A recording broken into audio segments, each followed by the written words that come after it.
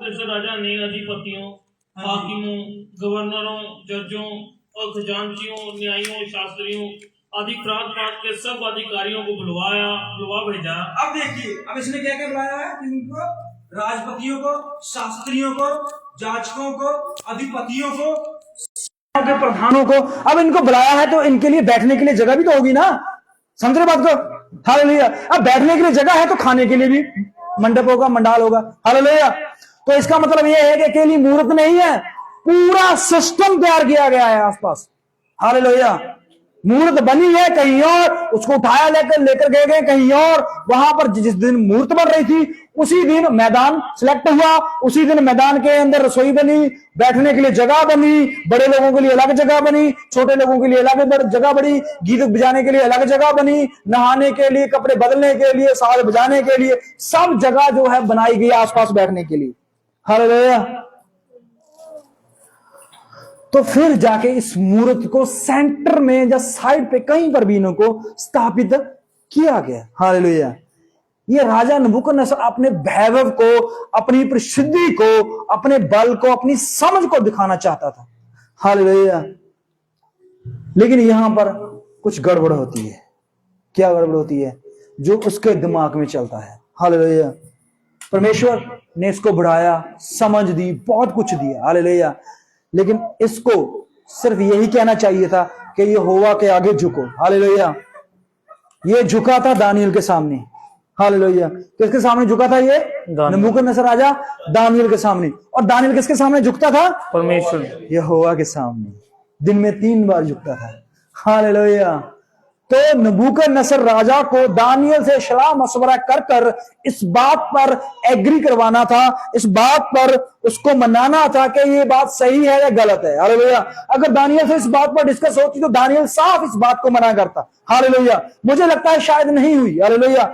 इसलिए उसने एक ऐसा फैसला लिया जिसकी वजह से एक मूर्त बनाई गई और उस मूर्त के आगे सजदा करने के लिए आदेश निकाल दिए गए। पढ़ेंगे कि वह उस मूर्त को प्रतिष्ठा में लाए आए। प्रतिष्ठा, पंजाबी में भी प्रतिष्ठा यह है। पंजाबी में क्या शब्द आया है? ਜਦੋਂ ਸਭ ਅਧਿਕਾਰੀ ਆ ਕੇ ਉਸ ਬੁੱਤ ਦੇ ਸਾਹਮਣੇ ਖੜੇ ਹੋ ਗਏ हाँ जी। ਤਾਂ ਇੱਕ ਸੰਦੇਸ਼ਵਾਹਕ ਨੇ ਕਿਹਾ, ਸਭ ਕੌਮਾਂ, ਜਾਤਾਂ ਅਤੇ ਭਾਸ਼ਾਵਾਂ ਦੇ ਲੋਕੋ, ਜਦੋਂ ਤੁਸੀਂ ਬਿਗਲ ਦੀ ਆਵਾਜ਼ ਦੇ ਨਾਲ ਬਾਤ। हाँ जी। ये चार आयत में है शायद, है ना?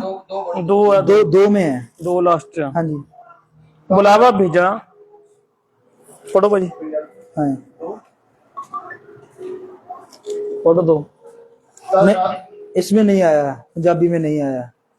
लेकिन प्रतिष्ठा की वही की प्रशंसा करनी, प्रशंसा वडियाई। तो राजा चाहता था कि ये वडियाई होनी चाहिए। हालेलुया। मूर्त की और राजा की भी। हालेलुया। समझ रहे बात को? हालेलुया। जैसे परमेश्वर चाहता है ना। हालेलुया। बाइबल में लिखा हुआ, आप रोमी में चले जाइए, रोमी में ये लिखा हुआ है कि उसने आकाश, पृथ्वी, पेड़ पौधे, पशु पक्षी, जीव जंतु सब कुछ बनाया और इंसानों ने उस परमेश्वर को इज्जत ना दी। हालेलुया। उसको प्रतिष्ठा ना दी। हालेलुया। बल्कि उसकी बनाई हुई चीजों को वो इज्जत देना शुरू करते हैं, प्रतिष्ठा देना शुरू करते हैं, महिमा देना शुरू करते हैं। हालेलुया। और परमेश्वर का क्रोध स्वर्ग से नीचे आता है। हालेलुया। अब प्रतिष्ठा जो है वो बेबीलोन का राजा नबूकदनेस्सर चाहता है मेरी हो, मेरी इस मूर्त के आगे हर कोई झुके। हालेलुया। और यहां पर जो है, हालेलुया, कुछ गड़बड़ होती है। पढ़ेंगे। वह उस मूर्त की प्रतिष्ठा में आए। हाँ जी। और उसने खड़ी कराई थी। तब अधिपति, हाकिम, गवर्नर, जज, खजांची, न्यायी, शास्त्री आदि प्रांत प्रांत के सब अधिकारी नबूकदनेस्सर राजा की खड़ी कराई कि हुई मूर्त की प्रतिष्ठा के लिए इकट्ठे हुए। यहां पर वो भी आए थे जिन्होंने इस मूर्त को बनाया, कारीगर भी आए थे। जो कारीगर इस मूर्त के ऊपर चढ़कर हथौड़ी से इस मूर्त के ऊपर लोहा ठोक रहा था। हालेलुया। जो पैरों में कील ठोक रहा था। हालेलुया। जो हाथों में इसके आग लेकर इसके ऊपर चढ़कर मूर्त के ऊपर इसको बना रहा था। हालेलुया। वो सब उस जगह पे। हालेलुया। वो मन में सोच रहे थे हम तो इसके ऊपर चढ़े हुए थे।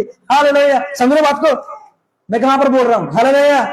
इस मूर्त के ऊपर हमने तो चढ़कर, हमने तो उसके ऊपर खड़े होकर, हालेलुया, इसके ऊपर ही बैठकर इसको बनाया है। हालेलुया। अब हम इसको सजदा करें, दंडवत करें। हालेलुया। देखने के लिए वो दंडवत कर रहे थे, लेकिन मन में इनके ये विचार था कि ये तो एक आम सोना है, आम लोहा है। हालेलुया।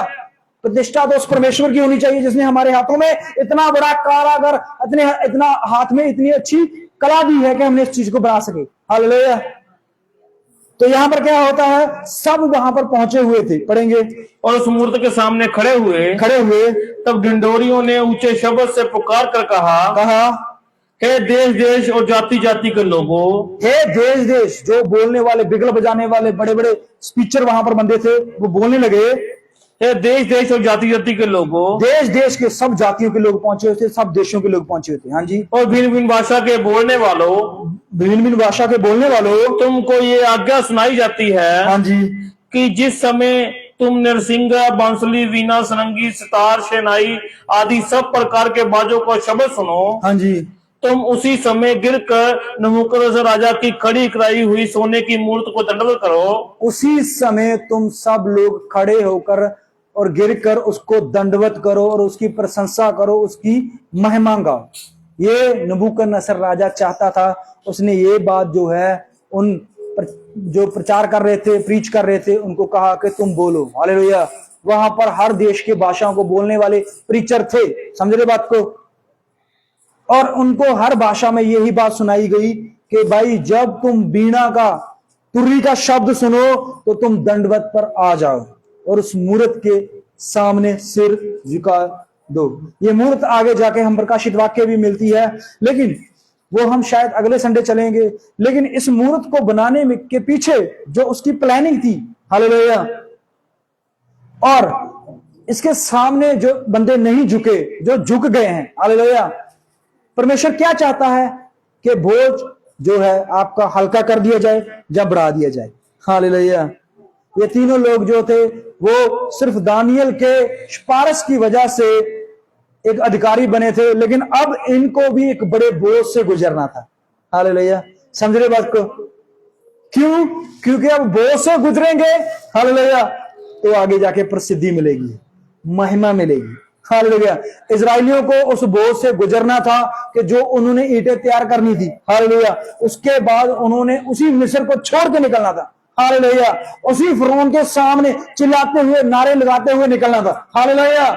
जो उसको ईंटें बनाने के लिए मजबूर कर रहा था, जो उनको काम करने पे मजबूर कर रहा था, जो उनके घरों के ऊपर, उनके जीवनों के ऊपर बहुत ज्यादा प्रेशर डाल रहा था, उसी फिरौन के सामने यीशु नासरी के यहोवा परमेश्वर की तुरियां फूंकते हुए, नारे लगाते हुए, जयकार करते हुए, उसी मिस्र की ईंटों को पैरों हाथ नीचे रोनते हुए बाहर निकला था। हालेलुया। आज यीशु नासरी के जितने भी लोग हैं जो आपके ऊपर दंड किया गया, आपके ऊपर बोझ डाल रहे हैं, आपके ऊपर बहुत कुछ बोल रहे हैं, चिल्ला रहे हैं, प्लानिंग कर रहे हैं, जो भी कुछ कर रहे हैं, हालेलुया, करने दो, बोझ बढ़ने दो। हालेलुया। जितना बोझ बढ़ेगा उतनी जल्दी हमारी दुआई ऊपर तक जाएगी। हालेलुया। जितना बोझ हमारे सिर के ऊपर, हमारे जीवनों के ऊपर, हमारे घरों के ऊपर आएगा, उतनी जल्दी ही परमेश्वर हमारे लिए निर्णय करेगा, न्याय करेगा, उठेगा। हालेलुया। यीशु नासरी ने कहा है कि मैं खुद, जब तुरी की आवाज फूंक दी जाएगी, पहला थिस्सलुनीके 4:16, हालेलुया, बाइबल कहती है उस दिन जो कब्रों में होंगे, कब्रें तिड़क जाएंगी, खुल जाएंगी। हालेलुया। यहूदी की कुछ कब्रों के ऊपर मैंने ध्यान किया, वो अपनी कब्रों के ऊपर बड़े बड़े पत्थर रख रहे हैं, पता नहीं क्यों रख रहे हैं। हालेलुया। मुझे नहीं पता, शायद इस वजह से कि वो सोच रहे हैं कि कहीं कब्रें ना खुल जाए। हालेलुया। लेकिन परमेश्वर पत्थरों को भी दो फाड़ कर सकता है। हालेलुया। जितना मर्जी बोझ डाल दो, हालेलुया, कब्रों के ऊपर जितना मर्जी बोझ डाल दो, परमेश्वर कब्रों से भी अपने लोगों को निकाल लेगा। हालेलुया। परमेश्वर अगर समुद्रों को दो फाड़ कर सकता है, हालेलुया, परमेश्वर आपके दुखों और बीमारियों को दो फाड़ कर सकता है, परमेश्वर बड़े बड़े पत्थरों को दो फाड़ करके आपके लिए जीवन निकाल सकता है। बिल्कुल। हालेलुया। आज पहला थिस्सलुनीके 4:16 को याद रखिए, हमारे लिए एक ही आयत है जो बची हुई है। परमेश्वर कहता है देखिए, जितने जीवित हैं वो उतने देर तक बचे रहेंगे जब तक के कब्रों से वो दूसरे निकल आए जो मसीह में गए हैं। हालेलुया। और परमेश्वर तुरी के माध्यम के द्वारा इस पृथ्वी पर बादलों के ऊपर आएगा। हालेलुया। बादल समझते हैं बादल क्यों आते हैं? बादल तब आते हैं जब क्या होता है, पूरा शिखर पर सूरज हो। नहीं, बादल कब आते हैं? बादल कब आते हैं? जब बारिश का मौसम, बारिश के मौसम में। हालेलुया। सरल सा आंसर है। हालेलुया। बारिश के मौसम में बादल आते हैं ना। हालेलुया। जब पूरी धूप हो तब तो नहीं बादल आते। नहीं, तो परमेश्वर ने कहा, कब कहा था? जब बादल, मैं कहां पर आऊंगा? बादलों पे। इसका मतलब बारिश दिन कौन से होने चाहिए? बदला। हालेलुया। समझ रहे बात को? अब दिन कौन से चल रहे हैं? हालेलुया। तो समझ लीजिए फिर फैसला आपके हाथ में है। परमेश्वर कहता है मैं तुरी के फूकने से, जो तुरियों का पर्व है वो शुरू होने वाला है। यहूदियों का आज से महीना नेक्स्ट शुरू हो रहा है, हालेलुया। और आगे तुरियों का पर्व और फसह का पर्व जो है वो बहुत जल्द, झोपड़ियों का पर्व वो है वो आने वाला है, हालेलुया। हमें नहीं पता परमेश्वर उस दिन लेके जाएगा या इस दिन लेके जाएगा या साल बाद लेके जाएगा, जब महीने बाद लेके जाएगा, लेकिन हमें पता है कि वो लेके जाएगा, हालेलुया। लेकिन हमने कहा है कि परमेश्वर, हमने जैसे दानियल ने तेरे वचनों में से, तेरे भविष्यवक्ताओं की पुस्तकों से पढ़कर कुछ ज्ञान को प्राप्त किया और हमने अंदाजा लगाकर ये कर लिया है कि हमारा छुटकारा नजदीक है, उसी तरह परमेश्वर हमने भी इस दुनिया की चिन्हों को और दुनिया के हालातों को देखकर और परमेश्वर तेरे कलाम को पढ़कर और उसके विषय में जानकर ये अंदाजा लगाया है, ये वचन की ज्ञान की प्राप्ति की है कि तू बहुत जल्द इस पृथ्वी पर इस साल काम करने वाला है, हालेलुया। हम तो इस साल कर रहे हैं, हालेलुया। और परमेश्वर कहता है जैसा तेरा विश्वास वैसा हो जाएगा, हालेलुया। जब कलीसिया कहेगी हालेलुया, हम क्या कर रहे हैं, हालेलुया। अब तैयारी है पूरी कलीसियाओं में, हर पृथ्वी पे कोने कोने की कलीसियाओं में सिर्फ एक ही बात का प्रचार चल रहा है, पता क्या? इस बात का, रैप्चर नजदीक है, रैप्चर उठाए जाने का समय, हालेलुया। अब उठाए जाने का समय है, इससे पहले के उस दिन पूरी, हालेलुया, जो इजरायली हैं जिनके हाथों में अब तुरियां आ चुकी हैं, हालेलुया, उनके हाथों में अपनी हैकल, अपना मंदिर, अपना सब कुछ आ चुका है, हालेलुया। अपना देश, अपना नगर, अपनी जात, अपना सब कुछ उसके हाथों में आ चुका है। उससे पहले का यहोवा उनकी तरफ मुड़े, हालेलुया, अपने मसीह लोगों को वो उठाने के लिए इस पृथ्वी पर खड़ा होगा, हालेलुया। भाइयों बहनों, मैं चिल्ला के क्यों बोल रहा हूं? क्योंकि ये बात चिल्लाने की है, बिल्कुल, हालेलुया।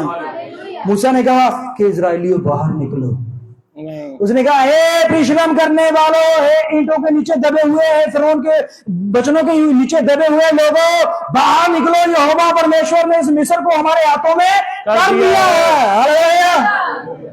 उस दिन उनको निकलना था, हालेलुया। 6 लाख से 60 लाख से ज्यादा लोग थे, हालेलुया। और छोटी सी बात, चिल्लाने की बात थी उस दिन, हालेलुया। मूसा 80 साल का बुजुर्ग बंदा, और उसके अंदर जितना जोर, जितनी ताकत, जितनी हड्डियों में बल था, उसको उतनी पूरी अपना जोर बल जो है अपनी जुबान पे लेके आना था, हालेलुया। और उस दिन ने पूरा चिल्लाकर, बिना साउंड से, बिना म्यूजिक से, बिना उसके पास माइक से, उसने इतनी जोर से बोला था कि 60 लाख लोगों को सुन जाए, हालेलुया। और सुना, और उन्होंने सबने अपने कपड़े पैक किए और निकले।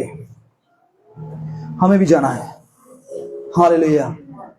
बाप से नहीं आना है, घंटे के लिए, 2 घंटे के लिए, साल के लिए, 6 महीने के लिए, 5 साल के लिए नहीं जा रहे, परमानेंट शिफ्ट हो रहे हैं, हालेलुया।